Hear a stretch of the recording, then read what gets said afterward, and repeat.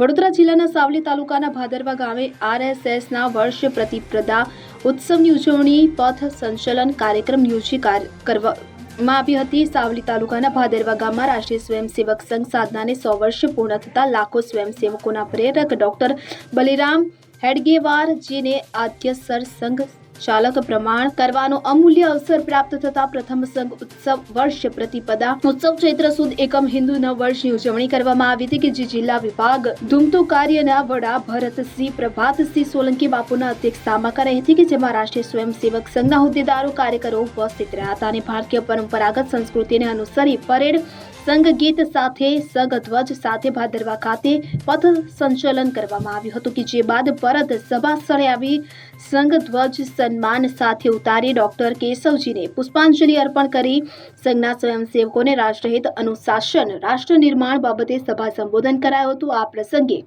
મુખ્ય મહેમાન SPG group મધ્ય ગુજરાતના પ્રમુખ અને વરિષ્ઠ પત્રકાર વિમલભાઈ પટેલ, મહેન્દ્રસિંહ મહિડા, અશોક ગામેચી, દેવીસિંહ મહિડા સહિતના અગ્રણીઓ ઉપસ્થિત રહ્યા હતા। આજ રોજ વર્ષ પ્રતિપદા ઉત્સવ નિમિત્તે વડોદરા જિલ્લાના બે ભાગ કરેલા છે, એક કરજણ વિસ્તાર અને એક સાવલી વિસ્તાર। તો સાવલી વિસ્તારનું આજ રોજ વર્ષ પ્રતિપદા ઉત્સવ નિમિત્તે સંચલન તથા જાહેર કાર્યક્રમ ભાદરવા ગામના સ્થાને નક્કી કરવામાં આવ્યો છે। આશરે 200થી વધારે સ્વયંસેવકો આ કાર્યક્રમમાં ભાગ લીધો છે। સંચલન હમણાં જ પૂરું થયું છે અને સંચલન દરમિયાન સ્વયંસેવકોનો ગુરુ તરીકે ગુરુ સ્થાને જે છે ભગવો ધ્વજ એ સંચલન દરમિયાન નગરચર્યા કરવા માટે નીકળતો હોય છે। વર્ષ પ્રતિપદા એ હિન્દુઓનું નવું વર્ષ છે અને નવું વર્ષ નિમિત્તે આ કાર્યક્રમ જે રાષ્ટ્રીય સ્વયંસેવક સંઘમાં 6 ઉત્સવ ઉજવવામાં આવે છે એમાંનો પહેલો આ ઉત્સવ છે।